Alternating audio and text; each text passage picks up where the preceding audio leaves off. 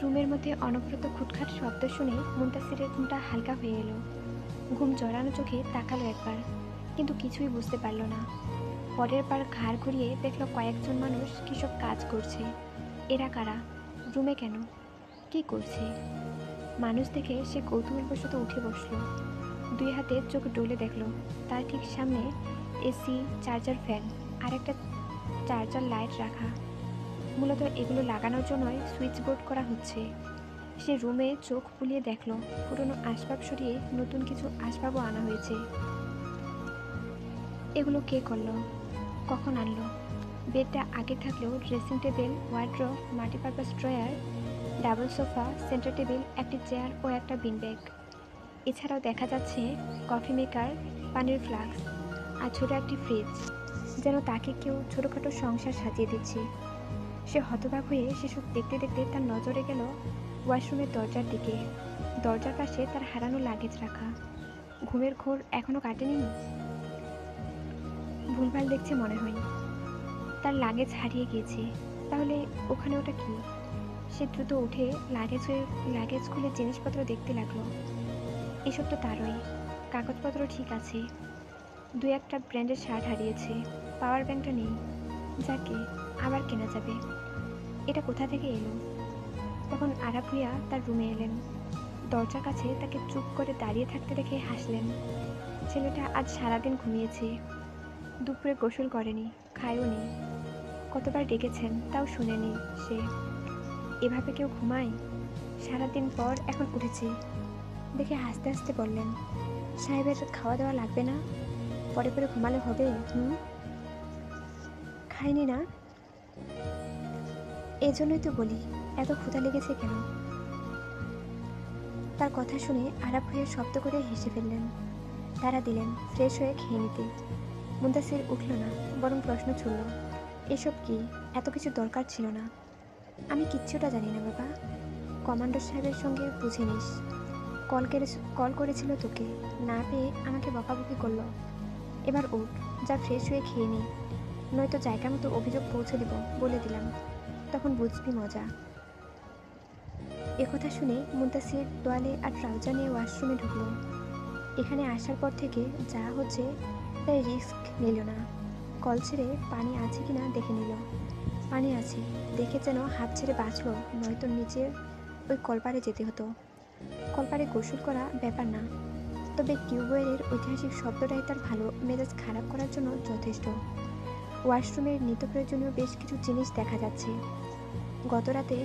যেগুলো গত রাতে ছিল না। বালতি, মগটাও নতুন। এবার নিজেকে গেস্ট মনে হচ্ছে, নয়তো এখানে আসার পর থেকে মনে হচ্ছিল হতদরিদ্র। না আছে পরার মতো পোশাক, না আছে রেস্ট করার মতো একটু আশ্রয়।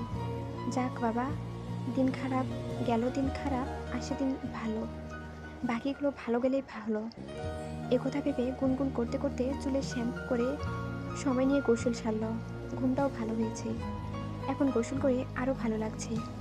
মন ও মেজাজ দুইটাই ভালো, বেশ ফুরফুরে লাগছে। সে তোয়ালে দিয়ে মাথা মুছতে মুছতে ব্যালকনিতে গিয়ে দাঁড়ালো। ভেজা কাপড় মেলে আশেপাশে তাকাতে তাকাতে নজরে পড়ল ভুঁইয়া বাড়ির উঠোনের একপাশে 5টা মেয়ে কি যেন করছে। সবকটা প্রায় একই বয়সের। হাসছে তারা কোনো এক কারণে। মেয়ে মানুষের হাসির কারণ লাগে নাকি? এরা তো কারণে অকারণে এমনিতেই হাসতে পারে। সে খেয়াল করলো মেয়েগুলোর সামনে বড় বড় 3টে চালতা। একজন চালতা কুচি কুচি করে কাটছে, আরেকজন সেগুলো ধুয়ে তুলছে। একটা চালতা কেটে অনেক হয়েছে, বাকি সব কি করবে? যা ইচ্ছে করুক, তার কি? সে আর দাঁড়ালো না, গায়ের টি শার্ট জড়িয়ে শীষ বাজাতে বাজাতে নিচে নামলো।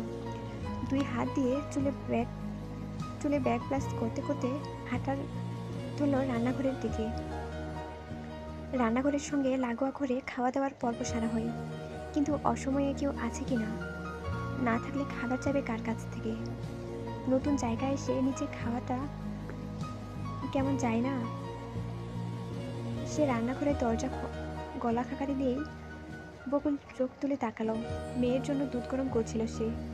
দুষ্টু মেয়েটা সদ্য ঘুম থেকে উঠেছে, তাকে দুধ না দিলে থামবেই না। এ সময় তাকে একা দেখে মুনতাসির মাথা নিচু করে নিল।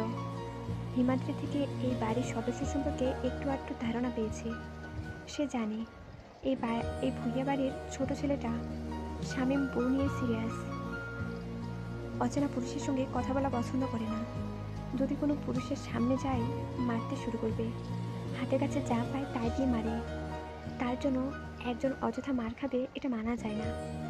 তাই চলে যাওয়ার জন্য পা বাড়াবে, তখনই একটা মিহি স্বর কানে লাগলো, আপনি বসুন, আমি বেড়ে দিচ্ছি। মুদাসির বসলো না, বরং দরজা থেকে একটু সরে দাঁড়ালো। বকুল তড়িঘড়ি খাবার বেড়ে বড়জাকে পাঠালো। উনি এলে মুদাসির খেতে বসলো। গতকাল রাতেও দেখেছিল তাকে কাঁসার থালাবাটি গ্লাসে খেতে দিচ্ছেন, এখনও তাই।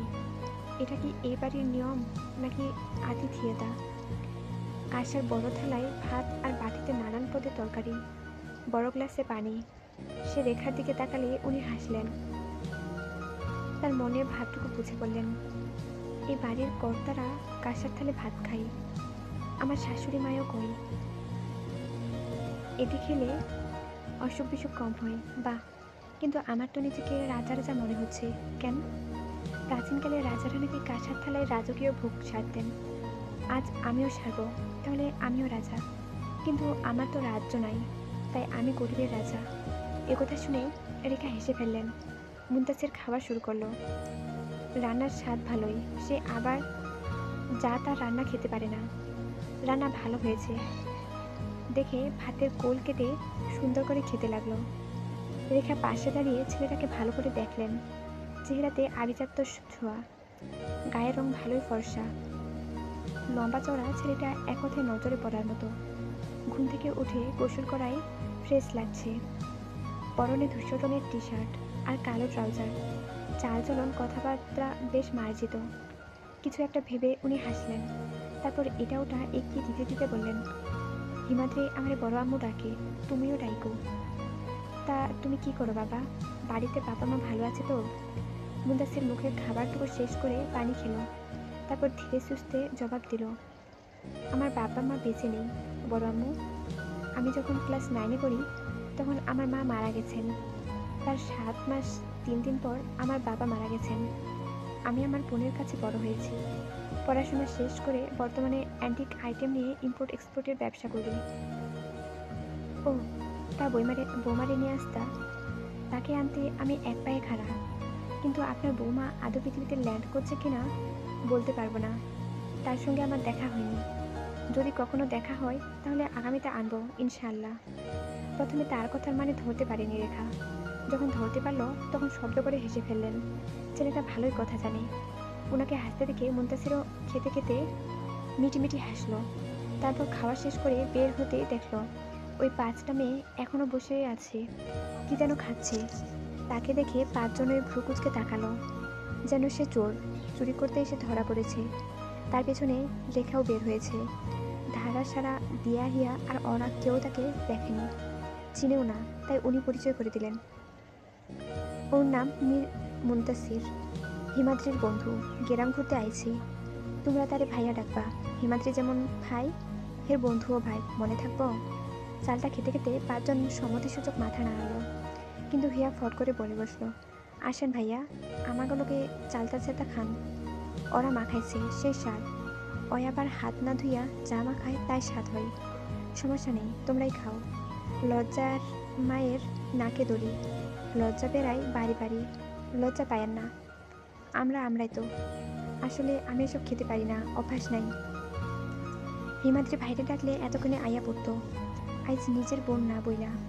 মন খারাপের সুরে কথাটা বলল হিয়া। ওরা আর চোখে তাকালো হিয়ার দিকে। ভব মারারও একটা লেভেল থাকে।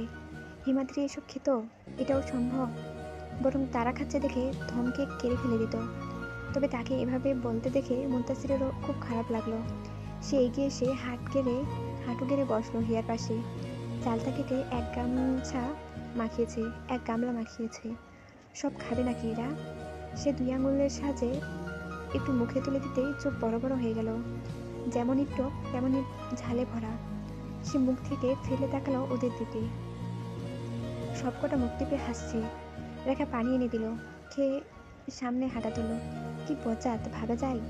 ইচ্ছে করে এটা করলো, বুঝতে বাকি রইল না। সে হাঁটতে হাঁটতে তাকালো তার বরাদ্দকৃত রুমের দিকে। এখনো এসি লাগানো হয়নি। লাগাক, ধীরে সুস্থে ততক্ষণে সে ঘুরে আসুক। এসে এসে অবধি বাড়ি থেকে বের হয়নি, গ্রাম ঘুরে দেখা হয়নি। তাই হিমাদ্রিকে কল করতে করতে মাঠের পথে হাঁটা ধরল। সামনে একটা মোড় চোখে পড়ল। কয়েকটি দোকানও আছে। চায়ের দোকানের ভিড়টা নজর কাড়ল। বেঁধে রাখা মেঝে মাঝবয়সী বৃদ্ধ কয়েকজন বসে আছে। ওনাদের হাতে চায়ের কাপ। কাচের চা কাচের কাপে লাল চা দেখা যাচ্ছে। চায়ের রংটা বেশ। দোকানের ভেতরে রঙিন টিভি আছে। টিভিটি আবার খাঁচা টাইপের কিছুটা ভেতরে রাখা, যাতে চুরি না হয়। তাই এই কৌশল বোধ হয়। টিভিতে বাংলাদেশের সিনেমা চলছে। সাউন্ডটাও ফুল ভলিউমে দেওয়া। মনোযোগ নিয়ে টিভির দিকে তাকিয়ে আছে কাস্টমাররা। মুখের ভঙ্গিমা গম্ভীর। ডিপজল নায়িকা মৌসুমকে জোরপূর্বক ধরে নিয়ে যাচ্ছে। গলা ফাটিয়ে চেঁচালেও কেউ এগিয়ে আসছে না, বরং সবাই দাঁড়িয়ে দাঁড়িয়ে দেখছে। ওদিকে নায়ক ওমর সানি ভ্যান গাড়িতে করে দোকানে দোকানে মাল দিয়ে বেড়াচ্ছে। দোকানদার টাকা দিলে মনে মনে ভাবছে, এই টাকা বউকে একটা লাল শাড়ি কিনে দিবে। ব্যাকগ্রাউন্ডে বাজছে ব্রেন খোলা করা টোন। এদিকে তার বউ নিয়ে ভিলেন পগার পার, একদম টান টান উত্তেজনা। অপরদিকে চাঁদের ছিলা ডিপজল মৌসুমীকে রুমে নিয়ে গিয়ে রসগোল্লা মার্কা চোখ বড় বড় করে হাসছে। পরনে হলুদ লুঙ্গি, গলায় হলুদ ওড়না, হাতে লাঠি, ইয়া বড় ভুঁড়িওয়ালা, পেটটা দৃশ্যমান। সে নায়িকার শাড়ির আঁচল ধরে টানতে টানতে বলছে, কাছে আয় সুন্দরী, আজ তোর বংশের বাতি চালাইয়া দেব। এদিকে নায়িকা বাঁচার জন্য সমানে চিৎকার করছে, ধস্তাধস্তি হচ্ছে। কিন্তু চিৎকারের থেকে তার নিঃশ্বাসের শব্দ আরো বেশি ভয়ঙ্কর। মুনতাসির আর দাঁড়ালো না। এসব জিনিস সে দেখে না, তবে মুরব্বীদের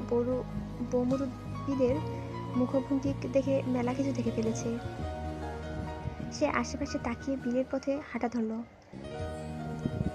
হিমাদ্রি কল ধরছে না। বেশ কয়েকবার চেষ্টা করলো, কিন্তু কাজ হলো না। শুধু চিকন মেঠো পথে হাঁটছে, ভালোই লাগছে। ফুরফুর বাতাস গায়ে এসে লাগছে। এমন মুহূর্তে গান হলে মন্দ হয় না। সে গলায় ঝুলানো ইয়ারফোন কানে ঢুকিয়ে পছন্দের গান ছেড়ে দিল। এদিকটা খুবই সুন্দর। গ্রামের খোলা পরিবেশের কাছে শহর এজন্য ঠোকর খাই।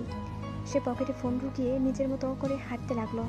গৌধূলি বিকেল, সূর্যটা ক্লান্ত হয়ে অস্ত যাওয়ার পায়তারা জুড়েছে। আকাশের বুকে পাখিদের মুক্ত মনে উঠতে দেখা যাচ্ছে। গরু ছাগল ঘাস খাচ্ছে। একদল বাচ্চা ব্যাট বল খেলছে। একজন মহিলা একদল রাজহাঁস নিয়ে যাচ্ছে। সে ধার ঘেঁষে হাঁটতেই ওই মহিলা হেসে বলল, ভয় নাই, ঠুকাইব না। মুনতাসির কিছু বলল না, হাঁটা ধরল নিজের পথে। আসলে সে শুনতেই পায়নি। এতদূর সে মন্দ লাগলো না। গতকাল থেকে যা ঘটেছে